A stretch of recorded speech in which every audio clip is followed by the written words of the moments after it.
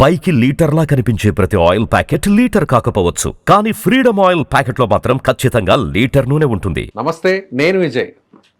నిజంగా మనిషిని పోలిన మనుషులు గ్రహాంతర వాసులు ఉన్నారా? భూమి మీద కాకుండా వేరే గ్రహాల మీద వారు జీవిస్తున్నారా? వాళ్ళు ఇప్పుడు భూమి మీద కూడా వచ్చే అవకాశం ఉందా? మనల్ని కలిసే అవకాశం ఎంతవరకు ఉంది? అసలు నిజంగా ఏలియన్స్ ఉంటారా ఉండరా? వీటి గురించి మాట్లాడదాం. మనతో పాటు ఉన్నారు మాజీ శాస్త్రవేత్త, ఇస్రో మాజీ సైంటిస్ట్ కేవీఏ చక్రవర్తి గారు. సార్ నమస్తే సార్. సార్, ఇది ఎప్పటి నుంచో నడుస్తూ ఉంది. చాలామంది చెప్తున్నారు ఉన్నారని, కొంతమంది లేరు, అదంతా ట్రాష్ అని కొంతమంది. నిజంగా గ్రహాంతర వాసులు ఉన్నారా లేరా అంటే మీరేమంటారు? గ్రహాంతరవాసులు ఉన్నారా లేదా నేను చూడలేదు కాబట్టి ఖచ్చితంగా ఉన్నారు అని చెప్పలేను. బట్ యాజ్ అ సైంటిస్ట్ కొన్ని టెక్నికల్ రీజన్స్ చెప్పి ఉండడానికి ఆస్కారం ఎలా ఉంది అనేది చెప్పచ్చు. ఇప్పుడు మీరు హిస్టరీ చూశారనుకోండి, ఆంధ్ర నాకు తెలిసి 77లోనో 69లో మేము అనకాపల్లిలో ఉండేటప్పుడు బాగా ఆకాశంలో కొంతమంది మనుషులు అలా వెళుతూ ఉంటే చూసాం, తెల్లగా వెళ్ళిపోతున్నారు అని చెప్పారు. This I head. నేను అప్పుడు 8th క్లాస్ చదువుతున్నాను. నేను అప్పుడు పిల్లలందరూ అనుకుని దయ్యాలు దయ్యాలు దయ్యాలు అన్నారు. ఎక్కడో చందమామ కథల్లో చెప్తారు కదా, దయ్యాలుండి చివర్లో ఇలా సన్నగా వచ్చేస్తుంది, కాళ్ళు కనపడకుండా అలా నడుస్తున్నట్టు వెళ్ళిపోతుంది, పైన నడుస్తున్న ఇది వస్తుంది. అలీబాబా అద్భుత దీపంలో ఎలా అలీబాబా అద్భుత దీపం చందమామ కథలో మధ్యలో వస్తుంది. అది ఏమండి, ఓహో అనుకున్నాం. తర్వాత ఇదిగో మా చదువులు ఇంప్రూవ్ అయ్యాక ఓహో అవన్నీ ట్రాష్ అని అనుకున్నాను నేను. కానీ ఇస్రో శాస్త్రవేత్త అయిన తర్వాత కొన్ని అనాలిసిస్ చేస్తే ఈ మధ్యన వచ్చిన డేటాలో కొన్ని దేశాల వాళ్ళు క్లెయిమ్ చేశారు, ఉన్నారు, మేము చూసాము ఆకాశంలో, ఇలా తెల్లవారుజామున వచ్చారు, కొంచెం డేటా తీసుకుని వెళ్ళిపోయారు ఇలాగా అని. ఈ మొన్న మీరు అమెరికా సైంటిస్ట్ కూడా చెప్పారు ఇలా వచ్చింది. మీకు అన్నాను కదా, సైన్స్ ప్రకారంగా అనాలిసిస్ చేస్తే టెక్నికల్గా ఏలియన్స్ ఎక్కడో ఆకాశంలో పైన ఉన్నారని అంటున్నారు. వేరే గ్రహంలో అనుకున్నాం. వేరే గ్రహంలోనూ ఉన్నారు, లేదా మధ్యలో ఎక్కడైనా ఉన్నారా ఏమో మనకు తెలియదు. గ్రహం మీద ఉన్నారు. ఎక్కడైనా ఒక గ్రహంలో గాలి ఉండుంటే, ఇప్పుడు చూడండి గెలాక్సీలో కొన్ని లక్షల స్టార్స్ అన్నీ ఉన్నాయి. వీనో 9 గ్రహాలు తెలుసు, ఇవి కాకుండా ఇంకో 2-3 చూస్తున్నాం పెద్దవి. సూర్యుడి దగ్గరికి మనం ఎలాగో వెళ్ళలేము.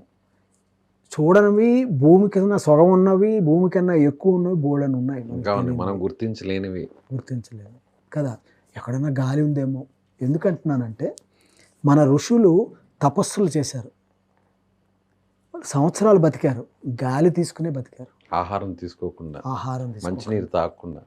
అదే కదా, గాలిలోంచే కొంత వాటర్ని డిస్ట్రిబ్యూట్ చేసే మంత్రం అనే పవర్తో కానీ దేంతో అయినా బాడీని అలా చేసి బంధించుకుని హార్ట్ని నడిపారు.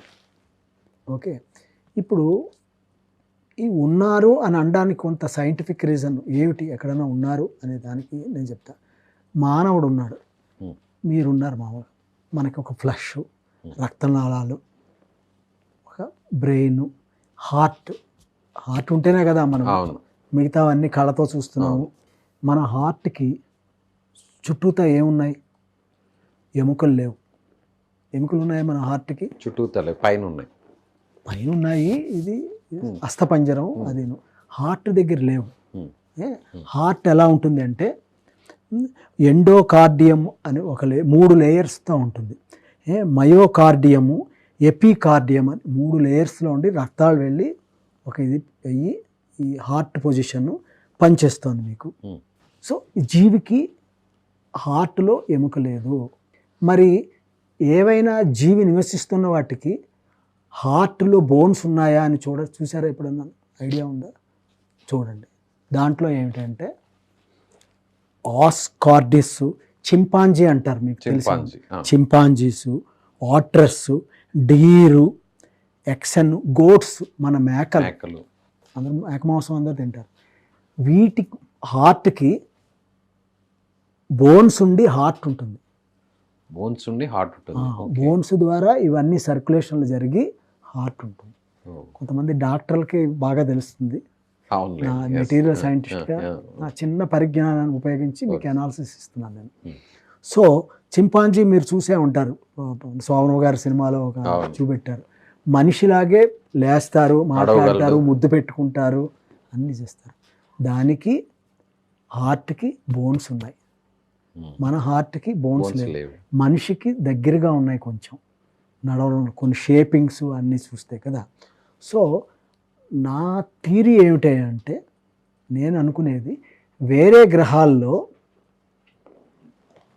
హార్ట్కి బోన్స్ మాత్రమే ఉండి రక్తం లేకుండా, అంటే అస్థిపంజరాల్లాగా ఇలాగా ఎగిరిపోయేలాగా. ఇప్పుడు చూడండి, కాకులు ఎగురుతున్నాయి, పక్షులు ఎగురుతున్నాయి, మీరు నేను ఎగరలేము. కానీ మన వాళ్ళు కొన్ని యోగా ప్రక్రియలు కొన్ని ఇవి చేసి కొంత భూమి నుంచి లేచి చూపెట్టారు చాలామంది. 1 అడుగు అవ్వచ్చు, 1.5 అడుగు అవ్వచ్చు. సో ఇది ఒక రీజన్ దొరికింది మనకి ఇలా ఎగరచ్చు అనేది. సో ఇప్పుడు హార్ట్కి బోన్స్ లేకుండా ఉన్న గాలితోటి శ్వాసతో, మీరు చెప్పారు గ్రహాంతరవాసి ఉన్నాడు అనుకోండి, బోన్స్ ఉండిన హార్ట్ ఉన్న గ్రహాంతరవాసి అనుకోండి, మాంసపు ముద్దలు లేకుండా కండరాలు లేకుండా ఉన్నాడు అనుకోండి, వాడు ఎగురుతాడు కదా.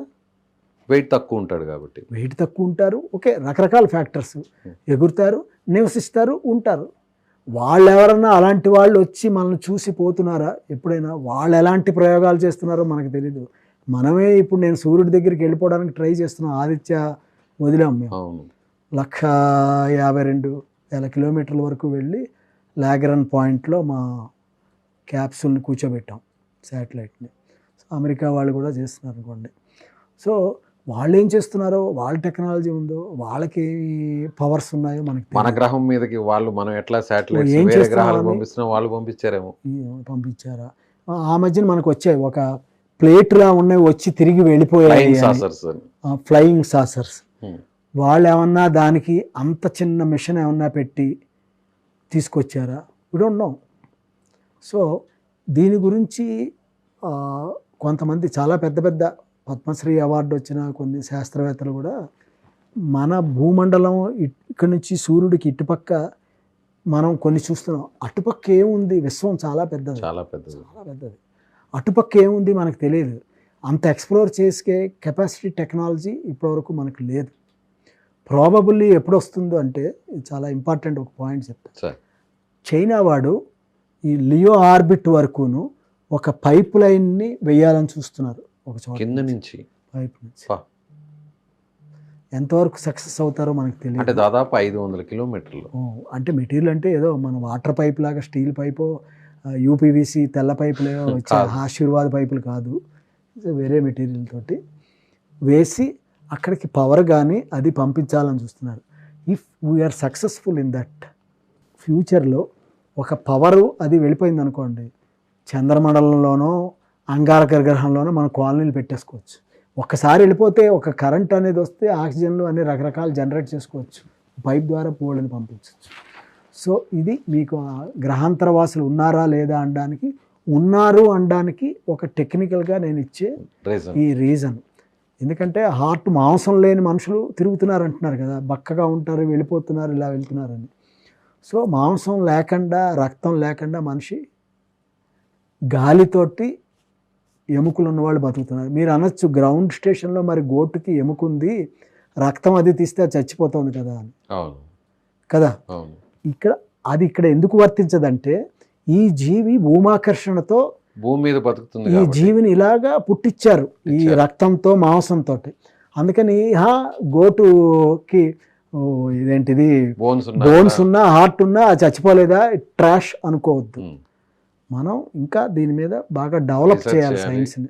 చేస్తే ఎప్పుడైనా ఓ రీజన్ దొరకచ్చు. సో లేవు అని అయితే మాత్రం కరాఖండిగా చెప్పే పరిస్థితి లేదు, ఉండొచ్చు అనేది మాత్రం చెప్పండి. Right sir, thank you so much.